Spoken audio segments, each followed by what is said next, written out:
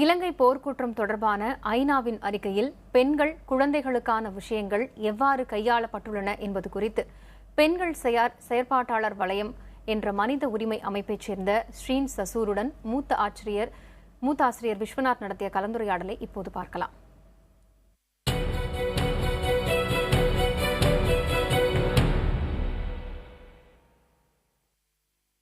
ஐநா ஆணையரோட அறிக்கையில் பெண்கள் தொடர்பான குறிப்பாக இலங்கையில் இறுதிப் போரின் போதும் சரி அதற்கு முன்னதாகவும் பாதிக்கப்பட்ட பெண்கள் குறித்தான விடயங்கள், பிரச்சனைகள் முறையாக கையாளப்பட்டிருக்கிறதா?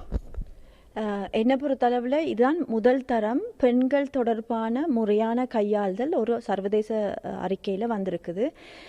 நாங்கள் 1998ஆம் ஆண்டில் இருந்து ஜெனீவாலையும் நியூயார்க்லையும் பல பெண்கள் சார்பான சர்வதேச மட்டங்களில் உங்களுக்கு கேள்விப்பட்டிருக்கும் CEDAW, special rapporteur on violence against women, ஐக்கிய நாடுகள் செக்ரட்டரி ஜெனரலுக்கு ஒரு ஸ்பெஷல் என்வாய் ஒன்று இருக்கிறாங்க, ஜெய்னப் பங்கூரான்னு சொல்லி.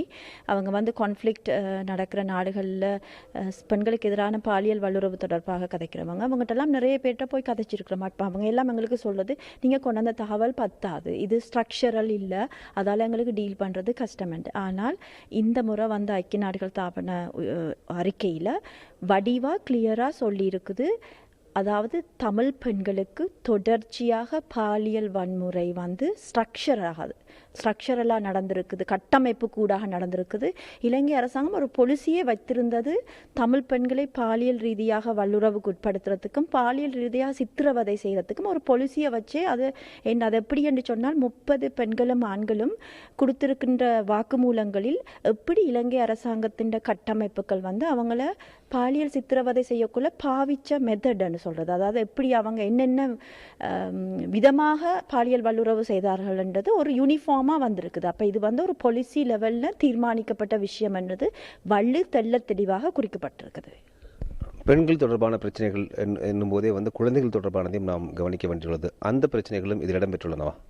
குழந்தைகள் சம்பந்தமாக இதில் கூடுதலாக நீங்கள் பார்க்க வேண்டியது எங்கன்னு சொன்னால், சிறுவர்கள் பலவந்தமாக ஆட்சேர்க்கப்பட்டது. அது எல்டிடியாலையும் பாராமிலிட்டரி குரூப் கருணா, பிள்ளையன் இவங்களோட குரூப்பாலையும் நிறைய பிள்ளைகள் பலவந்தமாக சேர்க்கப்பட்டிருக்கிறார்கள். அது சம்பந்தமாக வலு தெளிவாக கொடுக்கப்பட்டதில் மற்றது எல்டிடி கடைசி யுத்தம் முடிகிற காலப்பகுதியில் எப்படி சின்ன பிள்ளைகளை தங்களோட இயக்கங்களில் சேர்த்து முன்னுக்கு அவங்கள ஒரு பஃபர் மாதிரி யூஸ் பண்ணாங்க கடைசி நேரத்தில், அதுகளும் தெள்ள தெளிவாக சொல்லப்பட்டிருக்கு இந்த ரிப்போர்ட்.